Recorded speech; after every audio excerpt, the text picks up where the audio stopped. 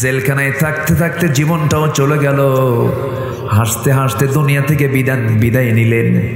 তিনি তো বেঁচে গেলেন, আমাদেরকে কাঁদিয়ে কাঁদিয়ে এই ভুবন ছেড়ে চলে গেছেন। কিন্তু তিনি যে আন্দোলন, তিনি যে শিক্ষা জাতিকে রেখে দিয়েছেন, সেই শিক্ষা আমাদের গ্রহণ করার দরকার আছে না নাই? আমার বন্ধুগণ, আমার ভাইরা,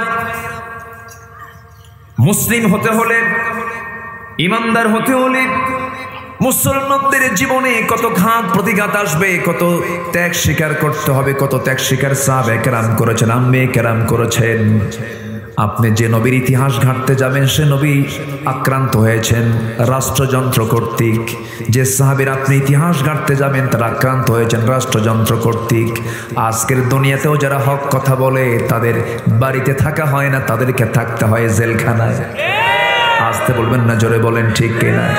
জেলখানায় থাকতে থাকতে জীবনটাও চলে গেল। হাসতে হাসতে দুনিয়া থেকে বিদায় নিলেন। তিনি তো বেঁচে গেলেন, আমাদেরকে কাঁদিয়ে কাঁদিয়ে এই ভুবন ছেড়ে চলে গেছেন। কিন্তু তিনি যে আন্দোলন, তিনি যে শিক্ষা জাতিকে রেখে দিয়েছেন, সেই শিক্ষা আমাদের গ্রহণ করার দরকার আছে না নাই? আমার বন্ধুগণ, ইমানটাকে ঠিক রাখতে গেলে বাতিলের সঙ্গে কখনো আপোষ চলবে না।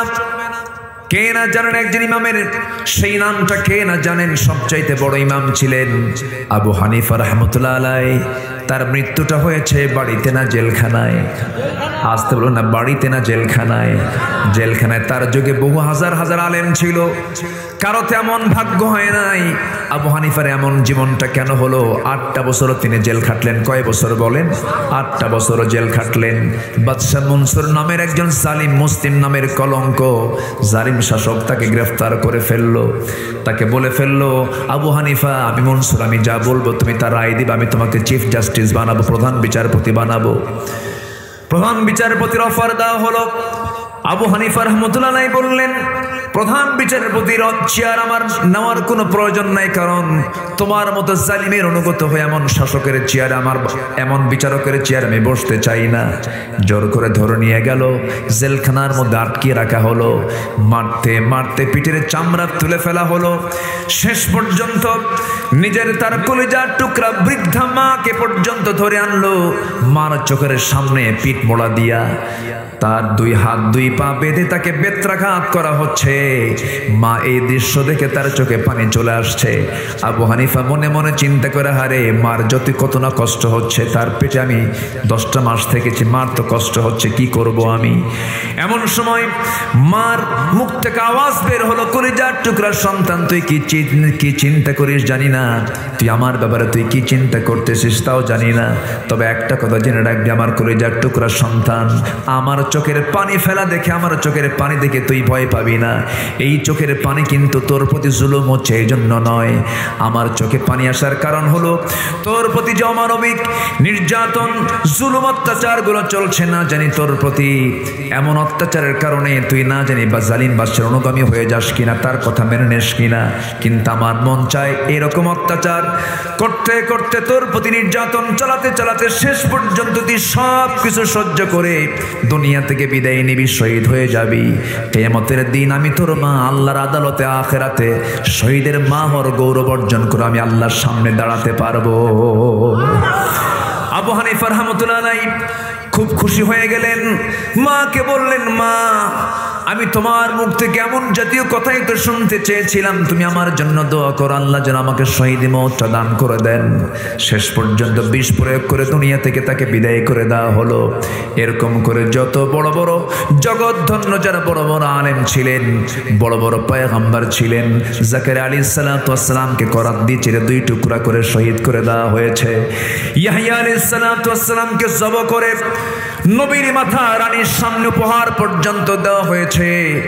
এরপরে মুসআব ইবনে উমাইর রাদিয়াল্লাহু তাআলা আনহু এরকম করে সুমাইয়ার দিকে তাকান, ইয়াসার পরিবারের দিকে তাকান। এত কষ্ট তারা করেছেন, হাসতে হাসতে দুনিয়া থেকে বিদায় নিয়েছেন, বাতিল শক্তির কাছে মাথা নত করেন নাই। খোবাবের কথা কে না জানেন, ইসলাম গ্রহণ করে মদিনায় চলে গেছেন। মদিনায় যাওয়ার পর মদিনার উপকণ্ঠ থেকে মক্কার কুরাইশরা তাকে ধরে আনলো, মক্কার জেলখানায় আটকিয়ে রাখলো। মক্কার জেলখানায় আটকিয়ে রেখে বলা হলো, খোবাব ইসলাম ছেড়ে দাও, ইসলাম ছেড়ে দাও। খোবাব বললেন, ইসলাম গ্রহণ করেছে ছেড়ে দেওয়ার জন্য নয়, আল্লাহর জমিনে দিন কায়েমের সংগ্রাম করতে গিয়ে হাসতে হাসতে জীবন দিব, কিন্তু বাতিল শক্তির কাছে মাথা নত করব না। খোবাবকে ধরা হলো, খোবাবকে ধরে জেলখানার মধ্যে আটকে রেখে খাবার বন্ধ করে দেওয়া হলো।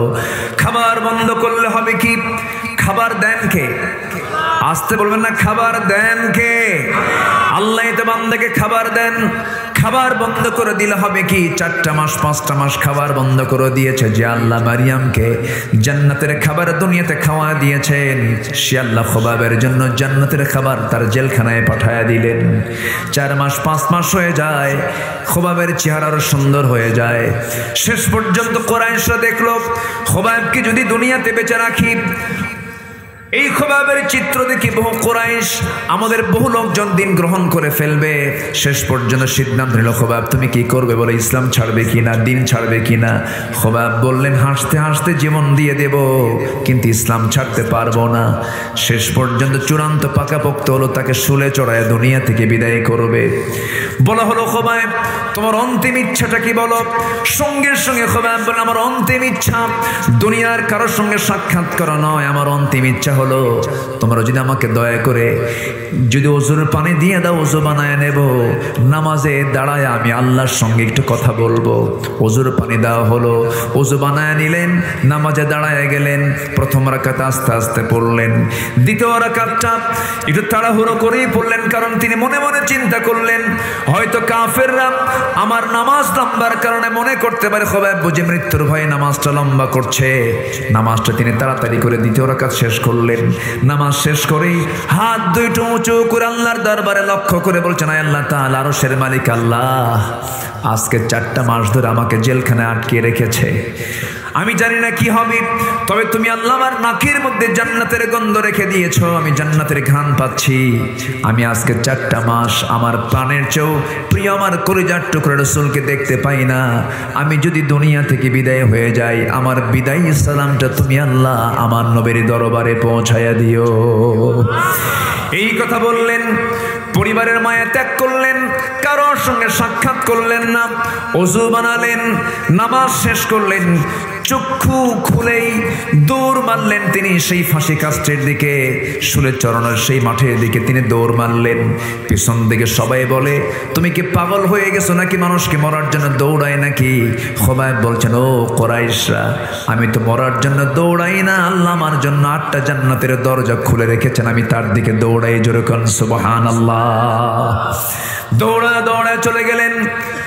কুরাইশরা তার হাত বেঁধে ফেললো, পাপ দুটো বেঁধে ফেললো। এমন সময় বলে ফেললো, খোবাব এখনো সময় আছে, তুমি কি করবে বলো? খোবাব বলছেন, তোমরা আমাকে কি করবে জানি না, আমি জান্নাতের ঘ্রাণ আমার নাকের মধ্যে পাচ্ছি। এমন সময় একজন হেয় প্রতিপন্ন করে রাসূলকে নিয়ে একটা কটু কথা বলে ফেললো। বলল, খোবাব তোমার এই জায়গায় যদি তোমাকে শুলে না চড়ায়, মোহাম্মদকে যদি এই জায়গায় ছুলে চড়াতে পারতাম কতই না ভালো হতো। মুখের মধ্যে কয়েক মিনিট ধরে মেলাগুলো থুতু জমা করে সেই জমাকৃত থুতুটা ওই ব্যক্তির মুখ বরাবর মেরে দিয়ে বলছেন, আল্লাহর কসম করে বলি, আমার চোখের সামনে আমার নবীর একটা পশমের ক্ষতি করবে, আমি সহ্য করতে পারবো না। আল্লাহু আকবার বলেন। ঈমান আছে না নাই? ঈমান আছে না নাই? আমার দেশে এই বিগত কয়েক বছরে একাধিক নয়, কয়েক ডজন খানেক নাস্তিক রাসূলকে নিয়ে বাজে কথা বলেছে, ইসলামকে নিয়ে কটু কথা বলেছে। তসলিমা নাসরিনের কিছু উত্তরসূরি আমার দেশে আছে না নাই? বাজে কথা বলেছে, বাজে উক্তি করেছে, আজ পর্যন্ত একটারও কোনো শাস্তি হয়নি। আজকে যদি খোবাবের মতো যদি আমরা প্রত্যেকের অবস্থান থেকে যদি শক্ত অবস্থানে যেতাম, কোন নাস্তিকের বাচ্চা বুক উঁচু করে আমার জমিনে কথা বলতে পারতো না। ওই সমস্ত নাস্তিকের বাচ্চাদেরকে উচিত ছিল প্রকাশ্যে দিবালোকে ধরে ফাঁসির মঞ্চে ঝুলে মেরে রক্ত মাংস হাড় হাড্ডিকে কুত্তা বিলায়ের জন্য বরাদ্দ করা দরকার ছিল। কিন্তু আজকে মুসলমান আমার দেশের নির্বাক নিশ্চুপ, কোনো কথা বলি না। একটা বসায় আমার চরম ভয় হয়, আল্লাহ যেন আমাদের কাউকে যেন মুনাফিকের কাতারে শামিল না করেন। জোরে বলি আল্লাহুম্মা আমিন। আমাদের কাজ করার দরকার আছে না নাই? আমাদের ইমানের মেহনত করার দরকার আছে না নাই? আচ্ছা, শেখ খুবাইব রাদিয়াল্লাহু তাআলা আনহু যখন এই কথা বলে ফেলেছেন, এক কাফের এসে তার ডান হাতে এক তরবারি আঘাত করেছে, ডান হাতটা ছিটকে পড়ে গেল। খুবাইব মুস্কি মুস্কি হাসি মারলেন, বাম হাতে আঘাত করল, চিৎকার মেরে মেরে হাসি দিচ্ছেন, আওয়াজ দিয়ে দিয়ে হাসতেছেন। সবাই বলে, খুবাইব তুমি কি পাগল হয়েছো নাকি? তোমার একটা করে অঙ্গহানি হয় আর তুমি মুস্কি মুস্কি হাসি মারো। খুবাইব বলছেন, তোমার আমার একটা করে অঙ্গহানি করে দাও, আর আল্লাহ তাআলা আমার জান্নাতের হুরগুলো একটা একটা করে আমাকে দেখায় দেখায় দেয়। শেষ পর্যন্ত একজন কাফির এসে নেজা তরবারি দিয়া বুক বরাবর যখন আঘাত আনলো, বুক দিয়ে ঢুকে পিঠ দিয়ে বের হয়ে গেল। খুবাইব দুনিয়া থেকে বিদায় নিয়ে নিলেন, গোটা দুনিয়াবাসীকে বুঝাইয়া দিলেন, ও দুনিয়ার মুসলমান, ইমান থেকে টিকে রাখতে গিয়ে হাসতে হাসতে এমনই করে দুনিয়া থেকে বিদায় হতে হয়। ওইদিকে আমার নবীজি মদিনার মসজিদে সাহাবায়ে কেরামকে আলোচনা করছিলেন। সেই জায়গায় তিনি হঠাৎ করে আলোচনা বন্ধ করে তিনি মসজিদে নববীতে দাঁড়ায় গেলেন, হাত উঁচু করে বলছেন, সালামুন আলাইকা ইয়া খুবাইব, সালামুন আলাইকা ইয়া খুবাইব। হে খুবাইব তোমাকে সালাম, হে খুবাইব তোমাকে সালাম। সঙ্গে সঙ্গে সাহাবীরা বলছেন, ইয়া রাসূলুল্লাহ, আমাদের সেই হেরে যাওয়া ভাই খুবাইবকে আমরা কয় মাস যাবত দেখি না, খুবাইবকে আপনি সালাম দিচ্ছেন কেন, কি হয়েছে? রাসূল বলেন, সাহাবীরা রে, আমার খুবাইব এখন দুনিয়াতে আর নাই, আমি আমার নবুয়তি চোখে দেখতে পেতেছি, আমার খুবাইব জান্নাতের পাখি হয়ে জান্নাতের মধ্যে উড়ে বেড়াতেছে। আমার বন্ধুগণ, এই দুনিয়া ছেড়ে আমিও চলে যাব, আপনিও চলে যাবেন, কেউ তো বাঁচার জন্য আসি নাই। এই জন্য দুনিয়া থেকে যেহেতু বিদায় হতেই হবে, এমন কিছু গুণ আমরা অর্জন করব। মিথ্যা সাক্ষী দেব না, সত্যবাদীদের সঙ্গে থাকব। মিথ্যা দল করব না, সত্যের দল করব। দল করতে হবে কার দল? আসতে বলবেন না, কার দল? দল করতে হবে আল্লাহর। নেতা মানতে হবে একজন ব্যক্তিকে, তিনি হচ্ছেন মুহাম্মদ সাল্লাল্লাহু আলাইহি ওয়াসাল্লামকে। আমার বন্ধুগণ, সংবিধান কোনোটাই মানা যাবে না কি ছাড়া? আসতে বলবেন না, কি ছাড়া? রব কাউকে মানা যাবে না কে ছাড়া? আমার রবকে। আসতে বলবেন, আমার রবকে। আমার নেতা মুহাম্মদ সাল্লাল্লাহু আলাইহি ওয়াসাল্লাম। আমার দলের নাম কি? আরো জোরে, আরো জোরে। আমার সংবিধানের নাম কি? কোরআন। তাহলে আল্লাহ আমার রব, রাসূল হচ্ছেন আমার নেতা, ইসলাম হচ্ছে আমার দলের নাম, কোরআন হচ্ছে আমার আইন, আমার সংবিধানের নাম। এই চার কথার ভিতরে যে ব্যক্তি এসে নখ ঢুকাবে, এই চার কথার মধ্যে যে আঙ্গুল ঢুকাবে, যে কথা বলে আমরা তাদের জিহ্বা টেনে ছিড়ব, রাজি আছেন কারা কারা? হাত উঁচু করে দেখান মুসলমান।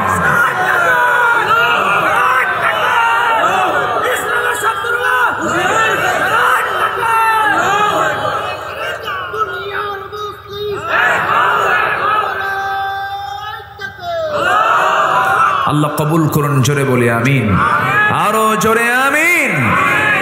সম্মানিত ভাইয়েরা, সম্মানিত বন্ধুগণ, ওই তিন সাহাবীর কথা মনে আছে কিনা আপনাদের?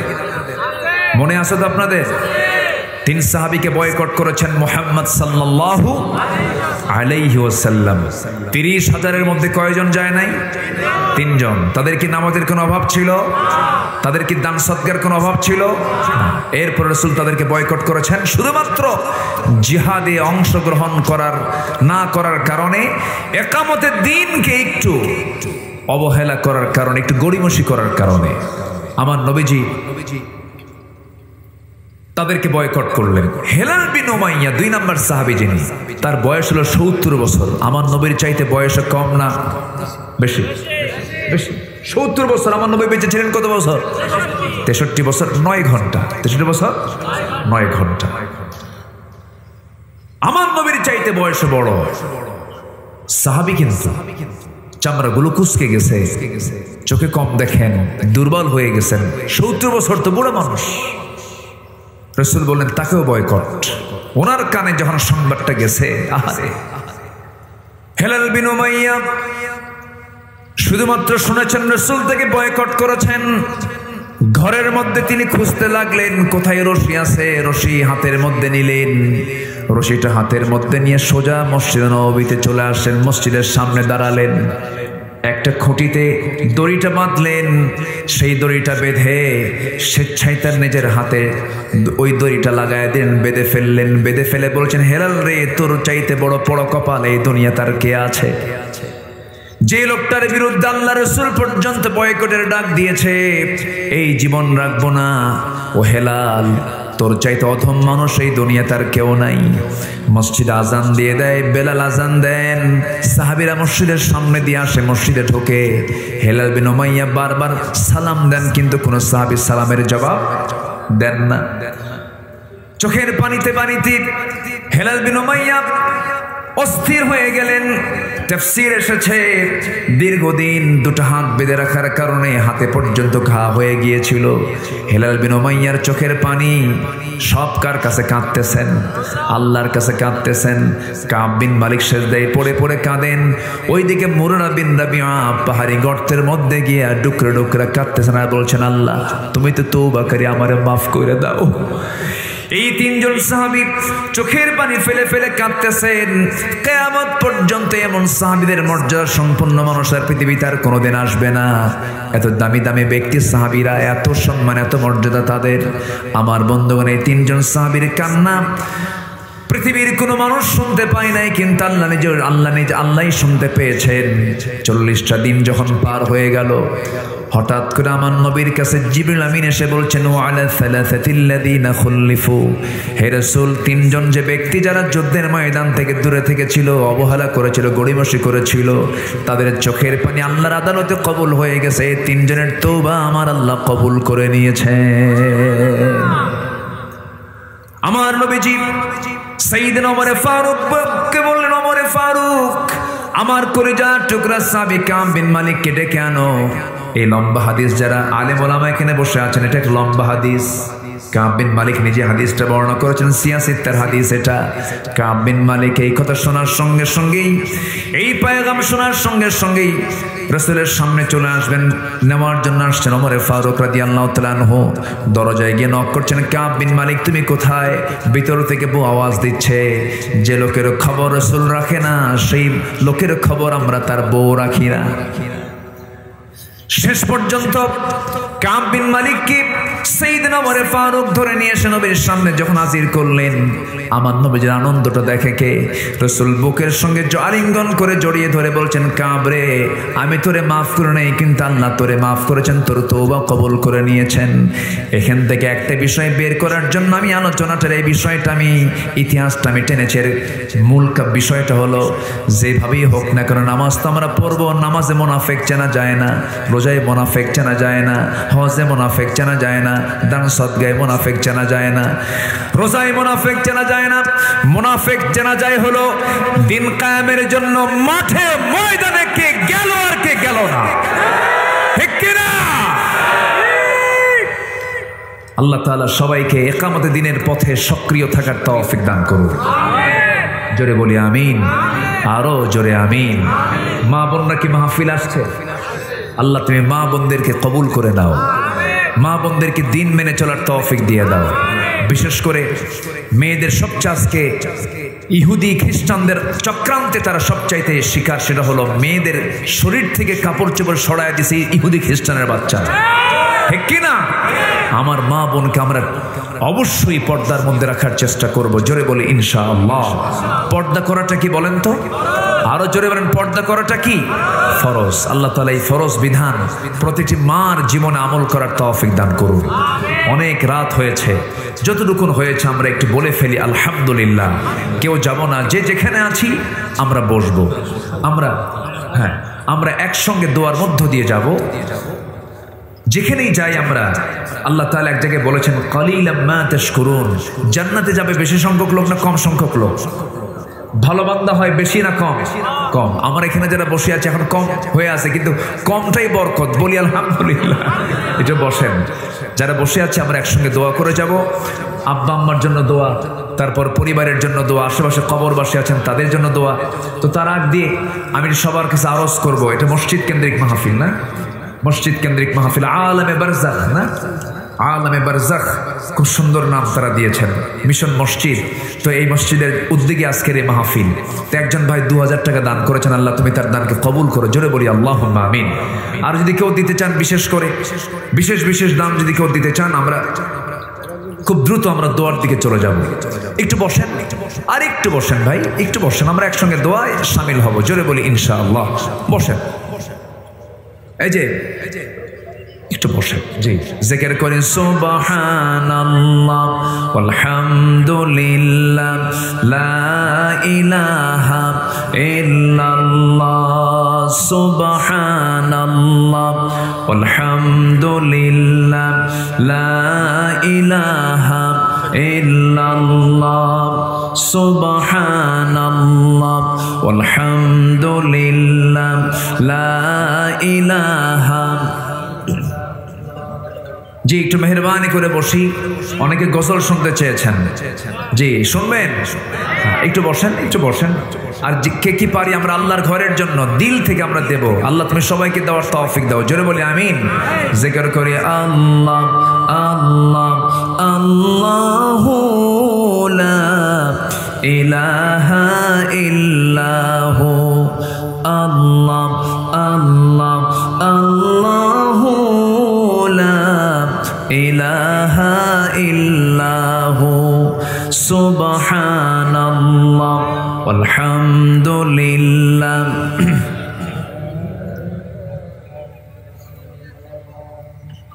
যে মেহরবানি করে যে যা পারি আমরা দিল থেকে দেওয়ার চেষ্টা করবো। আল্লাহ তুমি সবাইকে দেওয়ার তৌফিক দাও, জোরে বলি আল্লাহুম্মা আমিন। আল্লাহ আল্লাহ কি যে মধুর নাম, বলি আল্লাহ আল্লাহ কি যে মধুর নাম। ধরার তামাম মনি মুক্তায় পান্না হীরা সোনা দানায় হয় না তাহার দাম। আল্লাহ আল্লাহ কি যে মধুর নাম। ডাকলে ও নাম সোহাগ ভরে নিত্য জোয়ার প্রেম সাগরে। ডাকলে ও নাম মনেরই কাবায় নাচে রক্ত ঘাম। সবাই বলি আল্লাহ আল্লাহ কি যে মধুর নাম। ধরার তামাম মনি মুক্তায় পান্না হীরা সোনা দানায় হয় না তাহার দাম। আল্লাহ আল্লাহ কি যে মধুর নাম।